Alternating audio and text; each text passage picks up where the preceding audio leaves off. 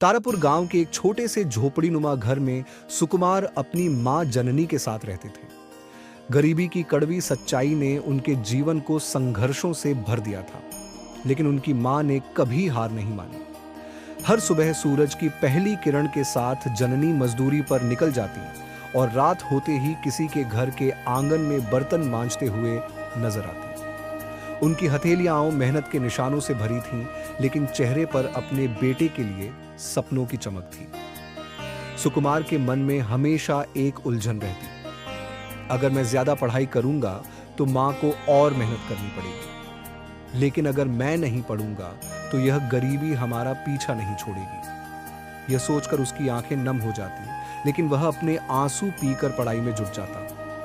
फिर एक दिन जब उसकी मां किसी के घर में झाड़ू लगा रही थी, तभी अचानक वह लड़खड़ा गई और जमीन पर गिर पड़ी। उनकी कमजोर काया अब और बोझ सहन नहीं कर सकती थी। सुकुमार दौड़ता हुआ उनके पास पहुंचा, मजा मां उठो ना।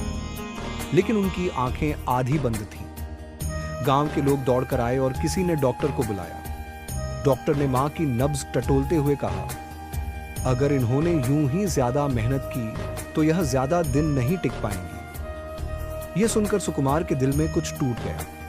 उसने अपनी मुट्ठियां भींच लीं और उसी पल निश्चय कर लिया, अब वह अपनी मां को तकलीफ नहीं देने देगा। अगली सुबह मां के जागने से पहले ही सुकुमार अपना सामान बांध चुका था। मैं शहर जा रहा हूं मां, अब और नहीं सहा जाता। उसकी मां की आंखों में डर था, लेकिन बेटे की आंखों में एक अलग ही जिद थी। शहर की जिंदगी आसान नहीं थी।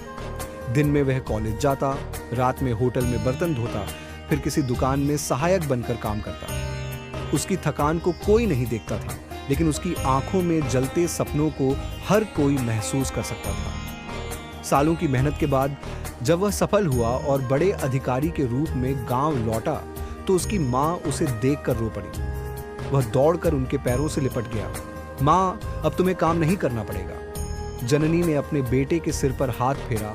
उनकी आंखों से आंसू गिर रहे थे, लेकिन ये आंसू दुख के नहीं, गर्व और आनंद के थे।